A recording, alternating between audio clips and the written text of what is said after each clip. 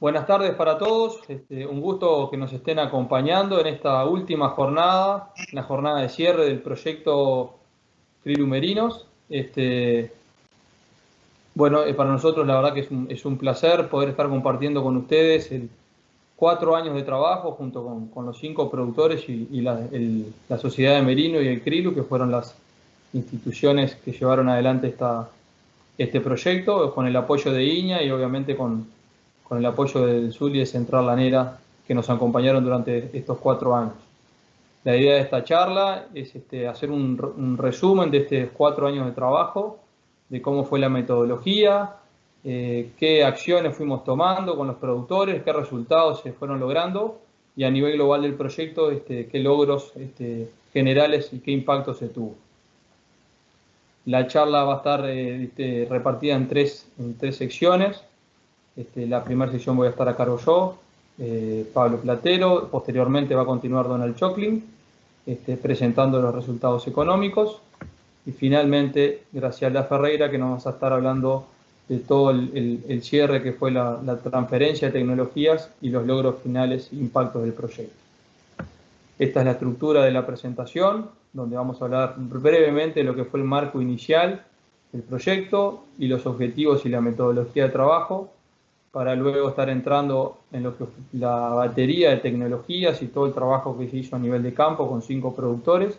los resultados productivos que vamos a estar presentando. Posteriormente va a tomar la palabra Donald para hablar de los impactos y resultados económicos y cómo esos productores, en comparación con otras empresas, cómo fue el comportamiento del proyecto. Y bueno, finalmente hablar de lo que son la transferencia, la participación de productores y jornadas y los impactos finales. Como marco inicial, muchos nos han ido acompañando en esta jornada, pero bueno, hay gente que capaz que no. Es importante recalcar que hay 2 instituciones ejecutoras, el CRILO y la Sociedad de Criadores Merino Italiano, que son las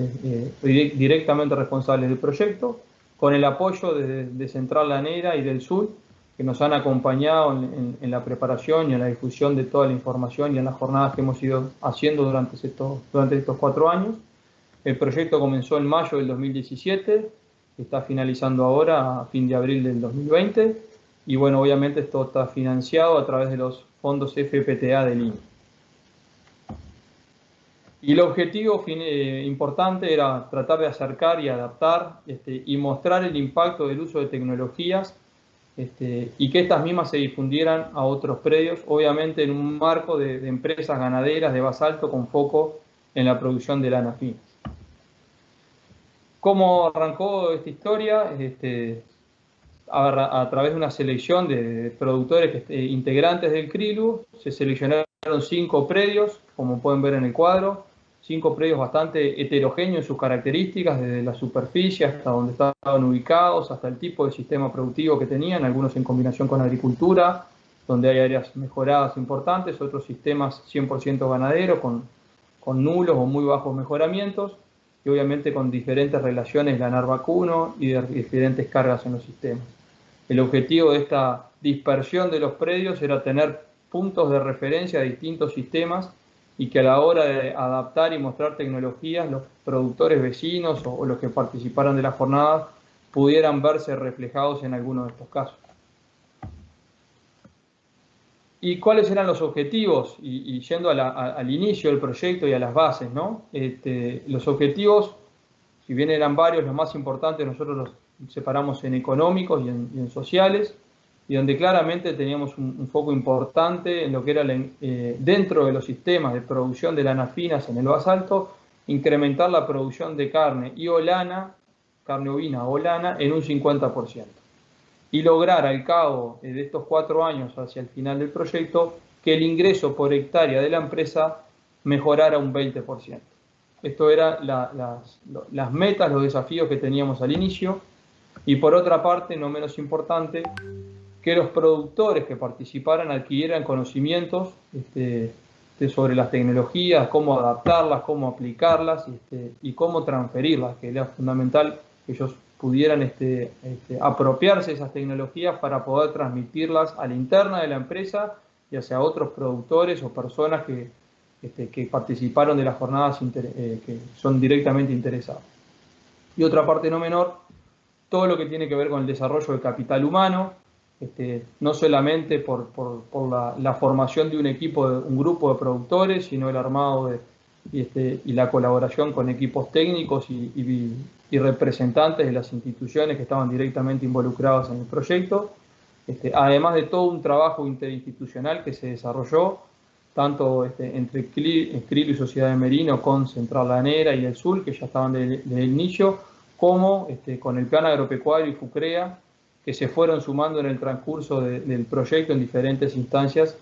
y entendemos que eso es un capital importante que se fue generando. Y los objetivos, y un poco yendo a la metodología de trabajo, lo que se planteaba era pasar de un esquema más tradicional, de donde por un lado está la investigación y hay, digamos, un puente y hay una transferencia que se hace a través de técnicos, a través de instituciones, pero la idea era generar una nueva estrategia de trabajo más en red, más discutida, donde se fueran compartiendo los objetivos y se fueran ajustando las tecnologías en función de los objetivos que se van planteando en común acuerdo entre lo que son los equipos técnicos apoyados por la investigación con el grupo de productores. Y obviamente, al adaptar estas tecnologías, era fundamental evaluar el impacto, pero evaluar el impacto en la cancha, evaluar el impacto en los sistemas de los productores, tomando el sistema no como algo parcial, sino como toda la empresa. Y lo que fuimos haciendo fue elaborar una estrategia de trabajo donde desde el inicio, en discusión, se realizó un diagnóstico acordado con cada productor, con cada uno de los 5 productores, y a partir de ese diagnóstico se plantearon objetivos también discutidos con los productores, la interna de cada empresa, donde para los distintos predios las prioridades a veces eran iguales o a veces eran diferentes, y a partir de tener claro cuál era el diagnóstico, cuáles eran los objetivos, marcar un plan de acción que fue la hoja de ruta que llevamos para estos 4 años, para ir trabajando y irnos ordenando en las cosas y en los resultados que queríamos lograr.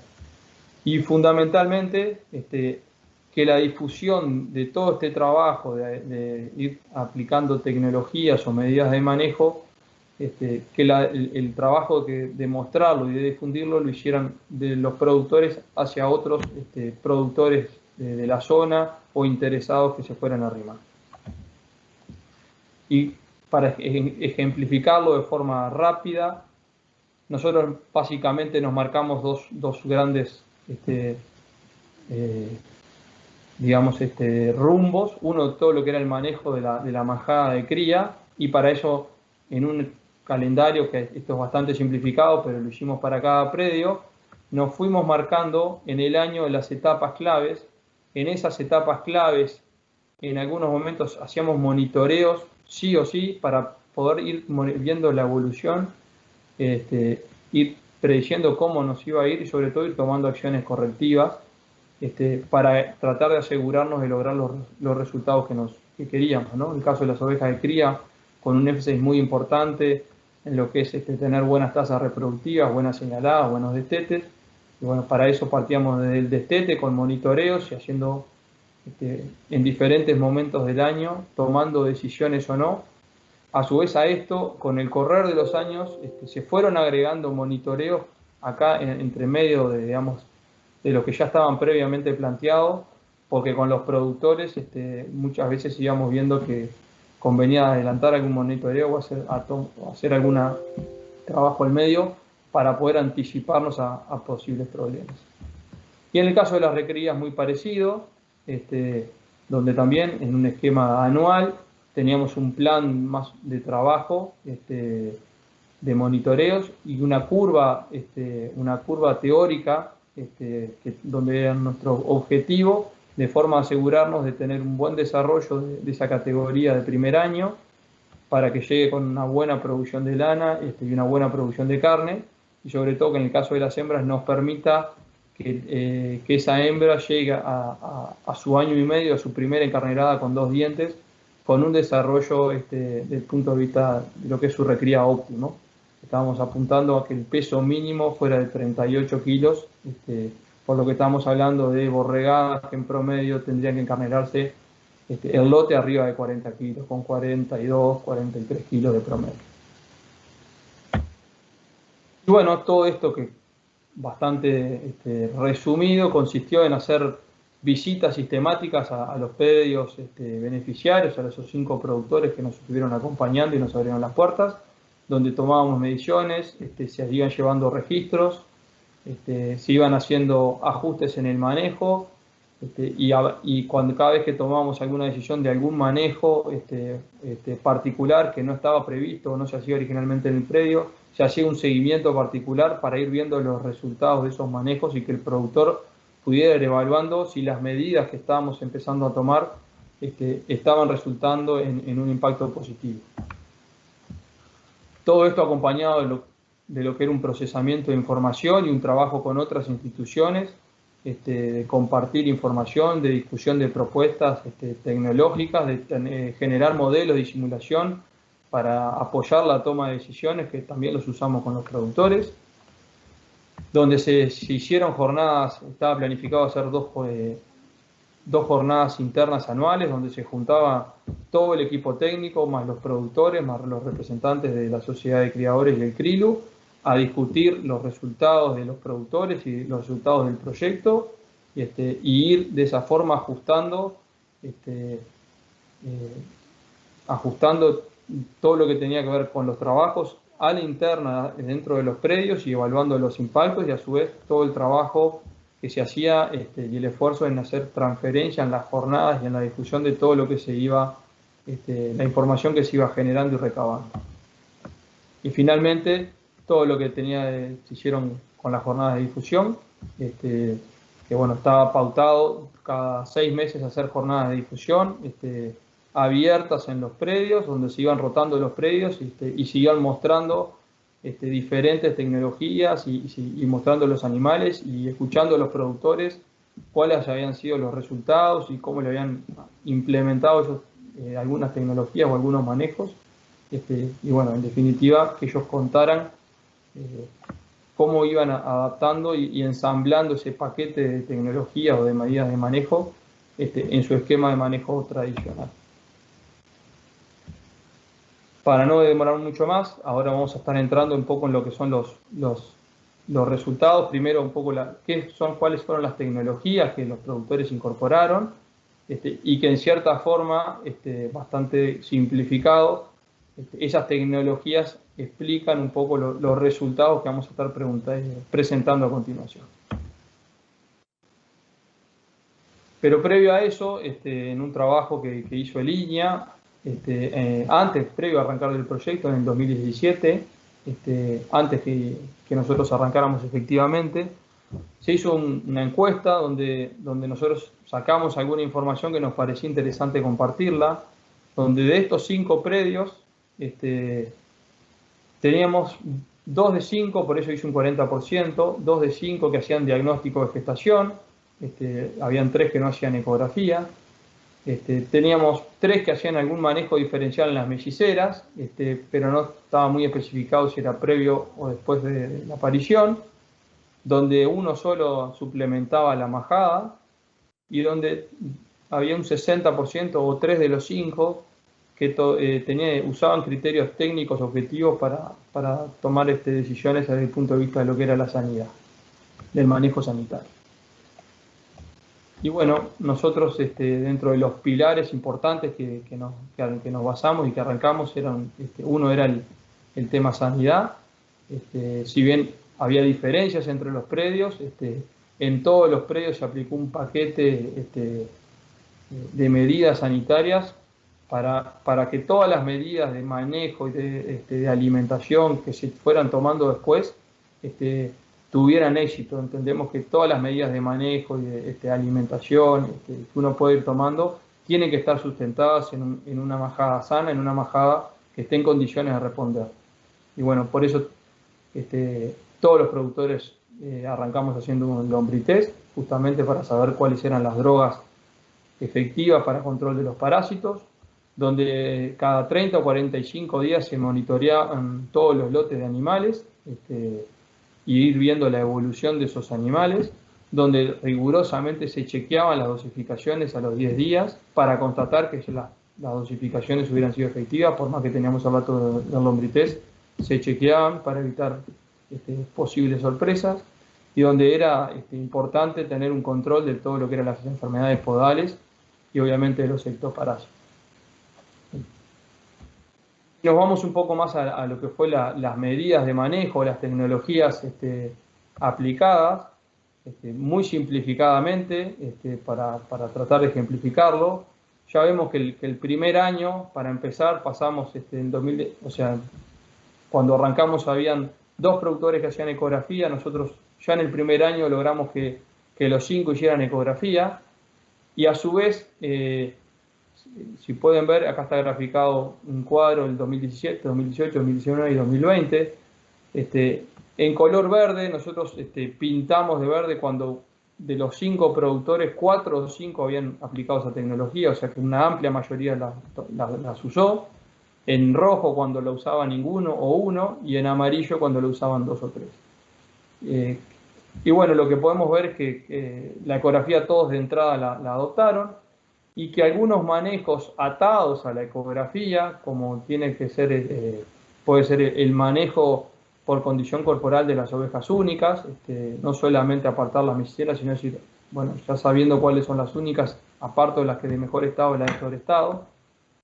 como usar la ecografía para empezar a generar lotes de parición y tener concentrada lo que es temprano,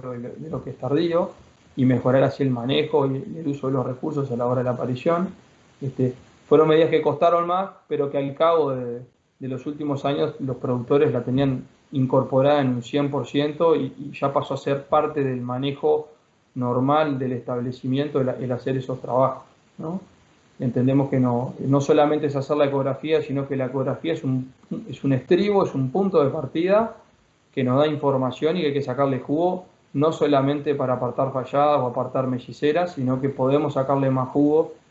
para el manejo de las únicas o para hacer lotes de parición y mejorar los resultados. Y después otro paquete de medidas que capaz que no es tan tradicional, que era con el tema de alimentación y manejo diferencial previo a la ecografía, pensando en recuperar el estado de las ovejas o desde el destete a la encarnerada o eventualmente desde la encarnerada a la ecografía. Y bueno, está claro que los primeros años fue un punto que se nos fue quedando para atrás, y que bueno, en el último año ya vemos que 3 de los 5 productores tomaron acciones, tomaron medidas de manejo diferencial o de alimentación en sus majadas, en periodos que normalmente no es tan común hacerlo. Que no lo hayan hecho todos no quiere decir que hayan 2 que no lo hayan, digamos, no hayan aplicado la tecnología. A veces no era necesario tomar alguna decisión o aplicar alguna tecnología de manejo como alimentación diferencial o por condición corporal, porque la majada no lo meritaba, ¿no? Pero lo que sí está claro es que bueno, hubo una evolución a tomarle más atención a ese periodo que es posterior al destete, entre el destete y la próxima ecografía, a estar atento al estado de las ovejas y a empezar a anticiparse a medidas antes que apriete el invierno y que a veces los recursos son más complicados. Y por último, bueno, el tema de abrigos, que de entrada era algo que lo usaban muy pocos, y bueno, con diferentes realidades, de uso de abrigos naturales hasta abrigos artificiales,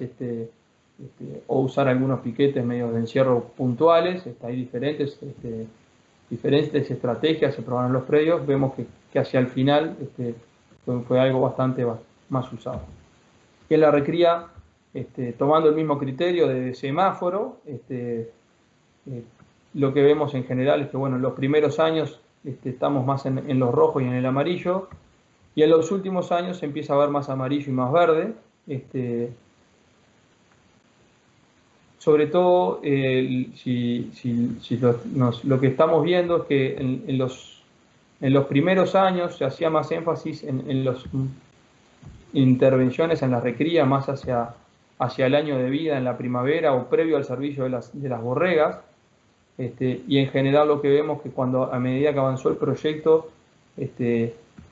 se fue adelantando las medidas de manejo de alimentación diferencial en la categoría de recreas hacia etapas más tempranas, posteriores al destete, previo al destete o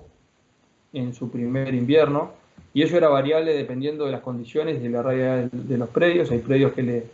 por logística, por recursos, les quedaba mejor hacer los trabajos de manejo diferencial más en el invierno. A algunos les preferían hacerlos enseguida del destete, o algunos preferían hacerlo enseguida del destete. En el invierno, por un tema de recursos alimenticios, no tenían posibilidades, y luego lo hacían nuevamente en la primavera cuando tenían algún recurso forrajero disponible. Pero bueno, en general lo que vemos es que se fue generando una opción más amplia de tomar medidas de manejo e intervenciones en la recría. Y esto desembocó en un aumento en la productividad de los animales. Acá es una gráfica donde tenemos, se puede ver en las barras lo que fue la carga ovina promedio de esos 5 predios para el 2017-2018, 2018-2019 y 2019-2020, donde vemos que desde el primer al segundo y tercer año hubo un aumento y después se mantuvo. Acá esto se explica básicamente por dos razones. Una, que está acá muy clara, es la mejora en la señalada. Pasamos de un promedio de 70 en la señalada 2017 a un promedio de 80 en la señalada del 2018. Y eso obviamente hace que haya mayor cantidad de corderos, de animales de reposición. A su vez, coincidió con un año de precio de la lana muy alto, lo que hizo que algún productor retuviera alguna categoría de borregos o de capones. Esas dos cosas explican el aumento de carga, y lo que vemos sí que al segundo año se mantiene, y sí vemos que la señalada también se mantuvo. Pero si miramos la gráfica, la línea azul, que estos son los kilos por unidad ganadera, o sea, son la producción de carne en función de la carga, es una medida indirecta de productividad individual de los animales. Lo que vemos que el primer año, entre el primer y el segundo año, la productividad por cabeza, por animal o por unidad ganadera se mantuvo en 78. Si bien se mejoró la señalada, los kilos que cada animal producía o ganaba no se mejoraron. Y sí lo que vemos que para el tercer año, perdón, esto pega, si bien se mantiene la señalada, y pega un aumento muy importante de lo que es la producción, la ganancia de kilos por animal. Y esta combinación lo que termina siendo es explicando estos resultados. Estos son los resultados en kilos por hectárea de carne, son las barras rojas, y la línea verde son los kilos de lana por hectárea por superficie de pastoreo de cada predio, promedio de los 5. Y lo que vemos que entre el primer y el segundo año hay un aumento de la carne ovina importante. Se acuerdan que había un aumento de la carga y no un aumento de la performance animal, o sea que básicamente este aumento está explicado por una mayor carga de animales, mayor cantidad de animales, parte por retención y parte por mejor señalada. Y este segundo aumento entre el segundo y el tercer año está explicado por una mejor performance de los animales, o sea, la carga del predio era la misma, sin embargo, debido a las medidas de manejo que estuvimos presentando, eso repercute en mayores ganancias de kilo en la recría, en menores pérdidas de animales, menor mortandad. Por eso sube la productividad de los kilos por unidad ganadera y aumenta. Y en el caso de la lana, obviamente está mucho más atado a la carga, por eso aumenta del primero al segundo año, y entre el segundo y el tercero baja un poquito, pero si lo miramos en comparación al año base, vemos que de punta a punta la lana aumentó un 15%, la producción en kilos por hectárea, y la carne ovina aumentó un 49%. A partir de ahora les va a continuar Donald Chocklin, que les va a estar comentando lo que son los resultados económicos y los impactos de producción y de rentabilidad por hectárea que se han logrado.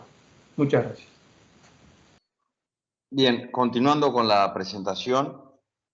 vimos hasta ahora lo que fue el análisis de las empresas participantes del proyecto. donde si volvemos al mapa de ubicación de las empresas, estaban bien repartidas en la región de Basalto y ocupando unas 12.400 hectáreas y casi unas 20.000 ovejas. En estos establecimientos teníamos una diversidad de situaciones en cuanto a las características de las empresas, al tamaño de las empresas, y si bien la información que ellas nos brindan es muy interesante,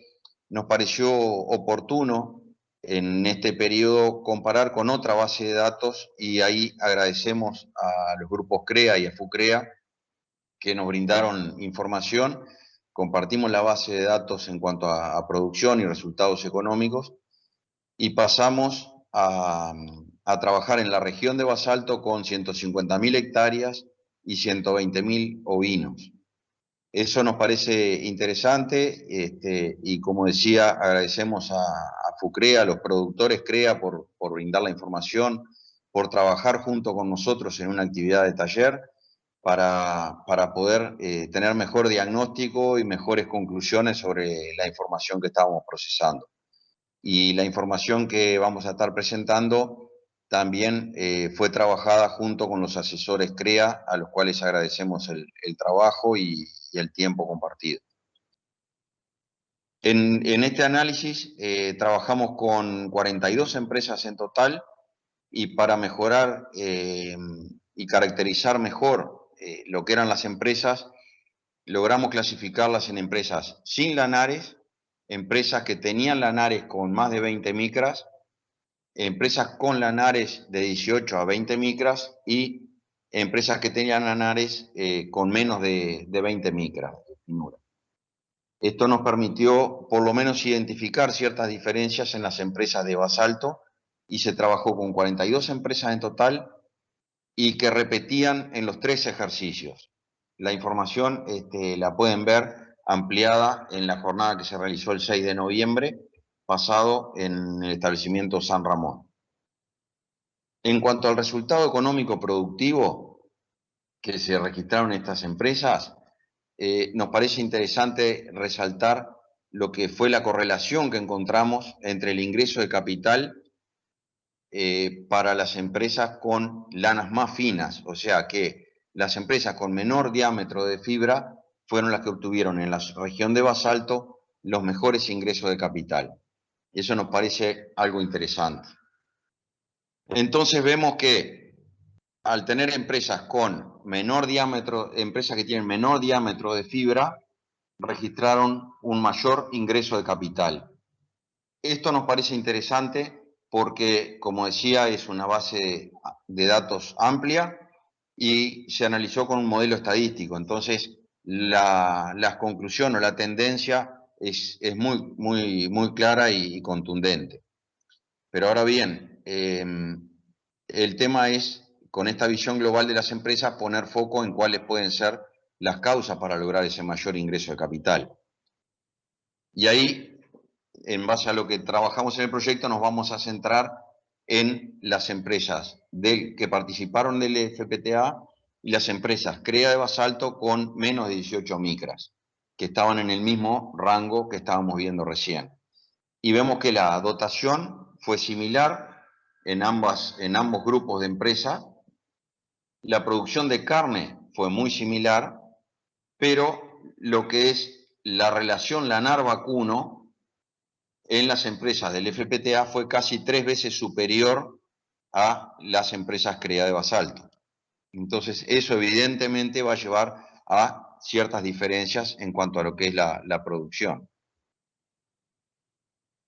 Viendo en este gráfico lo que es la producción de carne equivalente, o sea, la producción de carne vacuna y ovina más la lana equivalente, lana por 2,48, en el gráfico tenemos los números en la producción de carne vacuna y vemos que el comportamiento, tanto en las empresas del FPTA como en las empresas CREA, fue muy similar en cuanto a magnitud y también en comportamiento, porque hubo una caída en el 2019-2020 para ambos subgrupos. Pero como el interés nuestro está básicamente en lo que es la producción del rubro ovino, vamos a estar poniendo foco en esa parte de la gráfica que es la producción de carne ovina y lana. Y en ese sentido, ampliando ese sector, vemos que las empresas que participaron del FPTA tuvieron siempre una mayor productividad por hectárea que las empresas CREA. Y es dable destacar que, a pesar de que en el 2018-19 fue cuando se dio el pico de precios para la lana, estas empresas mantuvieron el aumento en producción, un poco acompañando lo que planteaba Pablo hoy, de que las empresas aumentaron la productividad en carne y lana. Básicamente pasaron de 5,4 a 6,2 en lana y de 16 a 24 en lo que hace a carne ovina. Lo consideramos que es un aumento muy, muy importante y muy significativo. Y es algo distinto a lo que pasó con las empresas pertenecientes a CREA, ya que en el último ejercicio, donde el precio de la lana bajó un poco, se dio lo que pasó en muchas empresas de desacelerar un poco lo que era la producción ovina. Pero esto hasta ahora viene siendo lo que son los resultados productivos. Pero como esto es un negocio y a nosotros nos interesaba el análisis global de las empresas, poniéndole los números en la parte económica, vemos la combinación, en este caso en las barras, lo que es el Producto Bruto vacuno y ovino, donde el Producto Bruto es la combinación de los kilos producidos por el precio. Y tenemos que en el FPTA el Producto Bruto total, vacunos más ovinos, siempre fue superior a las empresas CREA. Y se acompaña en ambos grupos en que en el 2018-19 se da un pico de ese Producto Bruto. Ahora bien, si tenemos que los costos fueron similares para ambos grupos de productores y el Producto Bruto fue mayor en las empresas del FPTA, tenemos que el ingreso de capital, que es el Producto Bruto menos los costos, en las empresas del FPTA fue superior, teniendo que partimos de $85 por hectárea y se logró al final $101 por hectárea, lo cual consideramos que es muy interesante y cumple en cierta forma con los objetivos propuestos de superar el ingreso de capital a el eje de un 20%, y en este caso estamos hablando de un 19% de mejora en el ingreso de capital. Como consideraciones o conclusiones de lo que hace al resultado económico productivo de las empresas, tenemos que las empresas del FPTA partieron de altos niveles productivos en ovinos, más si lo comparamos con empresas del resto del basalto, similares, pero igualmente lograron incrementar la producción en forma significativa, lo cual nos parece muy, muy interesante y era uno de los logros más desafiantes que teníamos por cumplir, junto con los productores. Por otro lado, este incremento que se logró no tuvo el mismo comportamiento en otras empresas con lanares de la región. Como decía, en el último año muchas empresas con lanares tuvieron una caída en su producción y en su ingreso, y no fue así en el caso de estas empresas. Parte de eso consideramos que es que el aumento en el ingreso de capital en los predios que participaron en el FPTA fue explicado mayormente por el aumento en Producto Bruto, que es consecuencia de esa mayor producción en ovinos, porque a pesar de que en el último año cayó el precio de la lana, igualmente estas empresas continuaron con una mejora en su Producto Bruto y en su ingreso. Esto, en definitiva, lo que muestra es una trayectoria que están teniendo estas empresas, que no es solo en esta etapa del proyecto, que arranca de muchos años atrás, donde siempre se ha apostado a ir mejorando y sobre todo mejorando el rubro ovino con una visión de largo plazo. Entonces, estar independizado de lo que son los vaivenes de mercado y de momento, mejorando y haciendo más eficiente la producción de un rubro que se adapta muy bien a la región de basalto. Entonces, esa visión de largo plazo ha permitido que, a pesar de que cayeran los precios, se sigue apostando a mejorar la productividad, y eso afortunadamente se viene cosechando en mejores ingresos. Pero como esto no tiene solo una visión para las empresas y una visión en resultado económico, le voy a dar la palabra a la doctora Graciela Ferreira, que nos va a estar presentando la parte que hace una visión más global del proyecto en cuanto a sus logros y metas. en seguimiento entonces de la agenda de la presentación,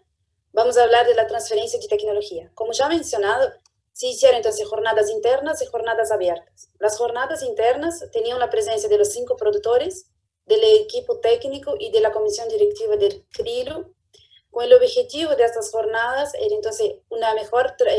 discusión de las tecnologías y de los manejos aplicados en cada predio durante un semestre, y se discutían entonces los resultados de cómo se hizo y qué se hizo en cada predio y las experiencias de cada uno de los productores. Como impacto del proyecto, bueno, el proyecto FPTA Crilo Merinos fue entonces un trabajo conjunto con otras instituciones, como ya mencionado, algunas que nos apoyaron, otras que hicimos algunas jornadas en conjunto, y estas jornadas entonces están disponibles en la página web del CRILO, a los que quieran mirar, también con algunos otros trabajos publicados. Fue entonces un intercambio de experiencia entre los productores y que generaron nuevos productos como los modelos de simulaciones de producción, los análisis económicos, que como mencionado por Donald se hizo con CREA, y un trabajo que es dentro de un proyecto de línea, que los 5 productores FPTA están presentes, que es un monitoreo ambiental, que pronto estarán los resultados. Como transferencia de tecnologías de productor a productor, tuvimos entonces 7 jornadas abiertas. 2 de estas jornadas, conectando experiencia y el negocio vino más allá de conjunturas, fueron jornadas entonces virtuales debido a la pandemia. Y al final de estas jornadas siempre se hacía una evaluación de estas actividades, y 75% de los asistentes siempre consideraron muy aplicadas las tecnologías que se presentaban en las actividades de difusión. Estas actividades entonces en 64% eran productores, 28% técnicos y 6% estudiantes. Y en las devoluciones, lo que teníamos de devolución de esas actividades es que el uso de las tecnologías de manejo y de bajo costo les sirve mucho a los productores, y que es muy importante toda esa transferencia entonces de productor a productor con un respaldo técnico. También que estos 5 productores son un ejemplo de que se puede lograr si se trabaja bien en el rubro vino, y que estas jornadas a campo sirven mucho porque traen resultados de la investigación aplicadas a cada predio de los productores. Bueno, como logros del proyecto, tenemos que se validó una metodología de trabajo entre los productores técnicos y las instituciones, que los participantes adquirieron conocimientos o entonces mejoraron sus conocimientos de determinadas tecnologías y sí lograron transferirlas, que como objetivo inicial que nos planteamos en el proyecto se incrementó la producción de carne en un 49% y el ingreso de capital en un 18%. Bueno, nada más nos queda que agradecer entonces a las familias Bassano, Rocha Guimarães, a Notejani, Mendes y Beña, que abrieron sus porteras, entonces nos permitieron entrar a sus predios, por todo el esfuerzo, por todo el compromiso que tuvieron, no solamente con el CRILO y con el proyecto FPTA, pero también el compromiso que tuvieron entre ellos 5 mismos y de ellos con los demás productores. Entonces, abriendo sus predios, sus números y mostrando sus resultados a los demás productores de la región. Así que también agradecer al equipo que se desarrolló en ese proyecto FPTA, a la doctora Sully Ramos, que hoy hace su doctorado en Nueva Zelanda y que tuvo a cargo de responsable del proyecto hasta 2019,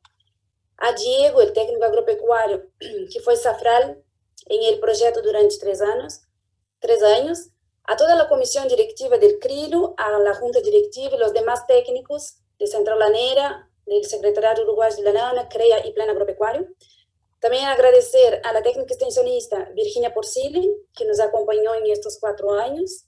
Y una vez más agradecer a los 5 productores que estuvieron con nosotros en esos 5 años. Y también agradecer a ustedes que hoy se conectaron para conocer la experiencia de los productores y los resultados de esos 5 predios FPTA. Así que muchas gracias.